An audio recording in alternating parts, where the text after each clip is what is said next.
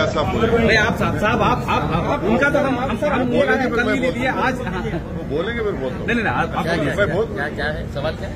कल मीटिंग में नहीं बोला। अरे देखिए, अगर भारतीय जनता पार्टी को इस देश के अंदर हराना है और तो हम समझते हैं कि कल जितने भी लोग वहां पर इकट्ठा हुए थे, जितने भी नेता वहां पर इकट्ठा हुए थे, उनसे ज्यादा अगर कोई भारतीय जनता पार्टी को इस देश के अंदर हराना चाहता है तो वो मजलिस इत्तेहादुल मुस्लिमीन है। और अगर आप एमआईएम को छोड़ के अगर कोई ऐसा एक गठबंधन बनाना चाह रहे हैं जिसके अंदर आपका लक्ष्य ये है कि बीजेपी को हराना है करके, तो वो कभी कामयाब नहीं होगा। तो हम तो ये चाह रहे हैं कि भारतीय जनता पार्टी को हराने के लिए आप हमें क्यों नजरअंदाज कर रहे हैं? अगर आप ये मानते हैं, आपको मालूम है अच्छी तरीके से, एक बहुत बड़ा तबका जो है वो बैरिस्टर असदुद्दीन अवैसी साहब को मानने वाला है, कई राज्यों के अंदर मानने वाला है, तो आप इन्हें नजरअंदाज करके कहीं न कहीं आप अपने उस मकसद को कमजोर कर रहे हैं। आप बुलाइए हमें, हम आने के लिए तैयार हैं। अच्छा अभी और आपने वो भी साहब आप बताइए कि जैसे अभी इम्तियाज सर ने बोला है कि हमें बुलाइए, तो बुलाने के बाद अब मेरे बाजू खड़े रहे कि इम्तियाज साहब बोले बात से फिर अब क्या है? तो आपकी राय बताइए सर। राय क्या है भाई? मेरे पार्टी के नहीं, आपको क्यों बुलाया नहीं है? आपके ऊपर विश्वास नहीं है, ऐसा इनका कहना है क्या? आपको नहीं मालूम, आप उनसे पूछो। आपको अपेक्षाएं थी उन्होंने बुलाने की? मेरे को नहीं मालूम क्यों नहीं बुलाए या बुलाएंगे, मेरे को नहीं मालूम। और जब इम्तियाज साहब जो बात रखी है वो बात सीरियस है ना। आपका और महागठबंधन का एक ही मंशा है मोदी गवर्नमेंट को हराना, तो आप क्यों नहीं जाके रुजू हो सकते? क्यों नहीं जाके? आप जाके क्यों रुजू नहीं हो सकते? ये लोग से दोनों का मंशा तो एक ही है ना, मकसद एक ही है। खुद होके क्यों नहीं जा सकते? अब ये बताइए, प्यासा कुएं का नहीं आता या कुआं प्यासे के बताता? क्योंकि सभी तो पैसे ही है ना सत्ता के। ऐसा कौन कुआ कौन? सबसे ज्यादा जब से भाजपा की सरकार बनी है, सबसे ज्यादा अगर किसी को मार्जिनलाइज किया गया, एलिनेट किया गया, सबसे ज्यादा डिस्क्रिमिनेशन किसी से हुआ तो वो दलित, आदिवासी और मुस्लिम समाज को किया गया। तो आप इसको भी तो देखो। आप आज सबसे ज्यादा अगर मॉब लिंचिंग होती है, सबसे ज्यादा अगर किसी के घर तोड़े जाते हैं, झूठे इल्जाम में किसी को उठा दिया जाता है, तो कौन है? कौन समाज के लोग हैं? आपको बुलाया? अगर एक आपको बीजेपी को हराने का है तो आपको एक एजेंडा बनाना पड़ेगा। क्या है वो? कैसे आगे बढ़ेंगे आप? सवाल मेरा नहीं है ना, सवाल असदुद्दीन ओवैसी का नहीं है। सवाल ये है कि आप इन चीजों पर गौर करो। सर, सब अपनी अपनी राय रख रहे हैं, आपकी क्या राय है बीजेपी को हराने के लिए? आपका क्या है? इसलिए जो 21 साल से नहीं हरा है वो यहाँ हरा दिए ना औरंगाबाद जनता ने। इससे बड़ा एग्जाम्पल क्या होगा आपको? कुछ दिन पहले प्रकाश अंबेडकर जी औरंगजेब के कब्र पर जाके आए, उसके बाद में बहुत बवाल हुआ पूरा महाराष्ट्र में। राजनीति एक बात सुनिए, मैं बाड़ा साहब की बहुत इज्जत करता था और करता रहूंगा। वो गए हैं, अब उसका और सब्सटेंशिएशन बाड़ा साहब खुद कर सकते हैं। वो खुद कर सकते हो, काबिल है अपनी बात रखने के लिए। पिछले कुछ दिन से महाराष्ट्र में इसी मुद्दे पर लेकर राजनीति चल रही है। कोल्हापुर या संगमनेर, इस जगह जो घटना घटी है, अभी ये मुद्दा सामने इलेक्शन के सामने ज्यादा आने वाला है, आ रहा है। हमारा बोलना यह है कि आप जो है, जैसा अनलॉफुल एक्टिविटीज प्रिवेंशन एक्ट का शेड्यूल है, उस शेड्यूल में 44 ऑर्गेनाइजेशन बैन है। तो हम इन तमाम लोगों से अपील कर रहे हैं कि भैया आप सत्ता में हैं, आप लोग फोटोज पे भी एक लिस्ट बना दो। ये फोटो जो रखेगा उसको जेल में भिजा देंगे यूएपीए में। फोटो की लिस्ट बना दो आप, अच्छा रहता ना।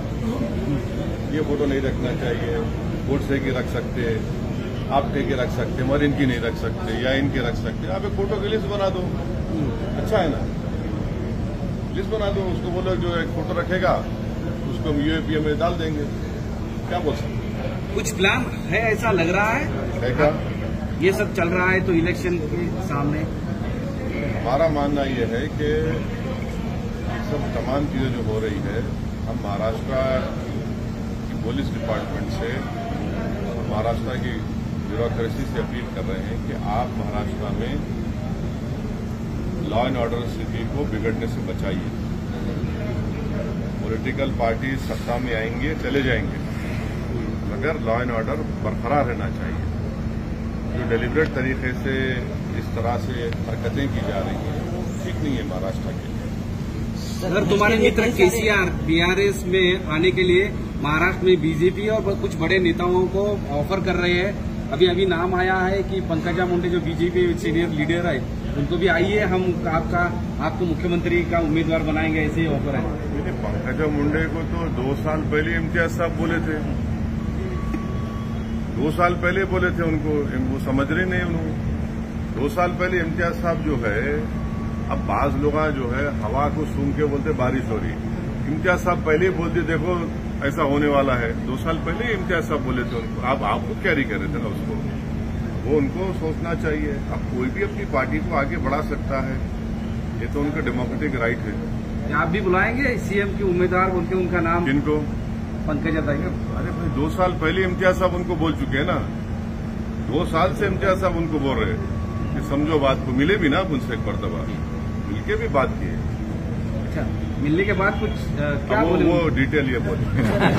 जो हज के लिए गए हैं उन्हें काफी सारी परेशानी हो रही है, लेकिन मरकजी हुकूमत इसे नजरअंदाज कर रही है। बिल्कुल, हज कमेटी के इंतजाम बहुत बदतरीन हुए हैं। हज कमेटी के इंतजाम सबसे खराब हुए हैं, और ऐसा कभी माजी में ऐसा कभी नहीं हुआ है कि हाजी जाकर परेशान है और हाजी की लिफ्ट जिस होटल में या जिस बिल्डिंग में खड़ा गया, लिफ्ट गिर जाती है और दूर दूर खड़ा कर दिया गया। ये बात सबको मालूम कि जितने हाजी भारत से जाते हैं उसमें ज्यादा ज़ईफ बुजुर्ग लोग होते हैं, उनको अब दूर दूर खड़ा कर दिए। और ये जो अगर कोई औरंगाबाद से जाएगा या कोई दूसरे शहर से जाएगा तो उससे आप 70,000 80,000 बढ़ के ले रहे, किस बात के ले रहे हैं आप?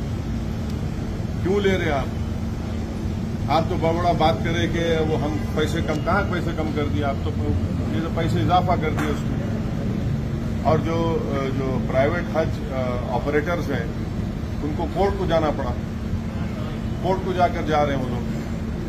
तो इस साल बहुत ही गलत इंतजाम हुआ। हम तो इस मोदी सरकार से अपील करते हैं कि इसका जायजा लें, ये क्यों हुआ, ये हज का इंतजाम इतना खराब क्यों हुआ, मतलब तब प्रोब होनी चाहिए इसके ऊपर।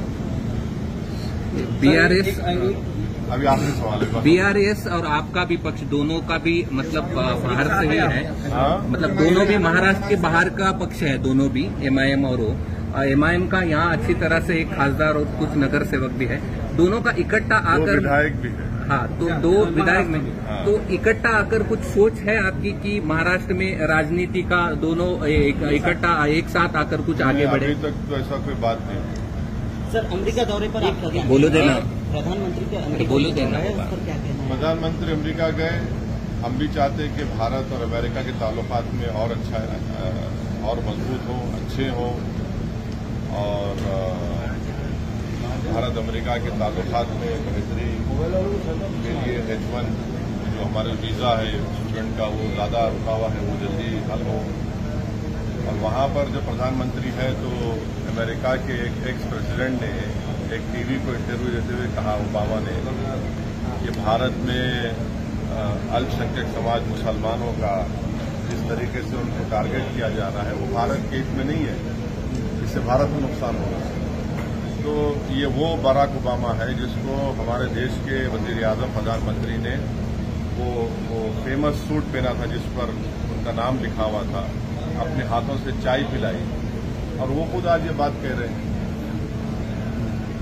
और दूसरी बात ये कि भारत के प्रधानमंत्री ने 9 साल में उनके प्रधानमंत्री के टेन्योर में पहली मर्तबा, जैसा आज हम खड़े होकर आपके सवालात का जवाब दे रहे, वैसा उन्होंने सवाल लिया। वरना उन्होंने अक्सर क्या करते, अपने पसंद के एंकर्स को बुला के इंटरव्यू दे देते। तो कोई उनसे पूछता आपको आम खाए पसंद है क्या, कोई पूछता उनसे आपके लिए बटवा है क्या। तो उस सवाल जवाब में प्रधानमंत्री ने कहा कि भारत में डिस्क्रिमिनेशन नहीं किया जाता अल्पसंख्यक समाज मुसलमान से। तो हम भारत के प्रधानमंत्री अभी तो फॉरेन टूर पर हैं, वो मन नहीं उस पर तबसरा करना चाहिए, मगर मैं कर रहा हूँ क्योंकि मणिपुर में 300 चर्चेज को जला दिया गया, वो डिस्क्रिमिनेशन नहीं है। मणिपुर में पुलिस एकेडमी से 50,000 से ज्यादा एमुनेशन गोलियां चोरी हो गई, 4,000 ज्यादा हथियार लूट के लेकर चले गए। वो डिस्क्रिमिनेशन है।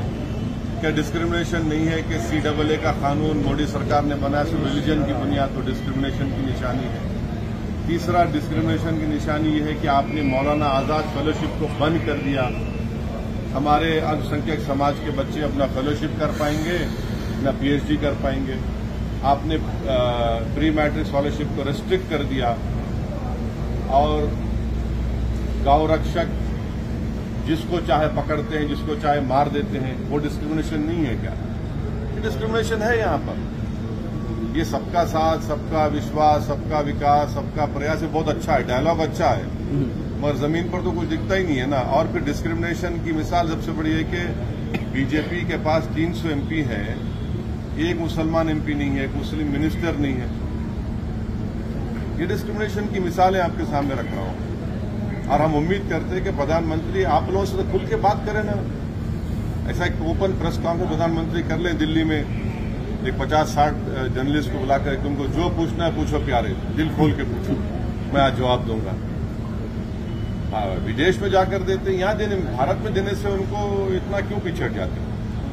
जिस तरह सेंट्रल जांच एजेंसियों की कार्रवाई हो रही है उस पर क्या कहना है? हो रही है जांच, क्या बोल सकते हैं, सब देख रहे हैं। चलिए सर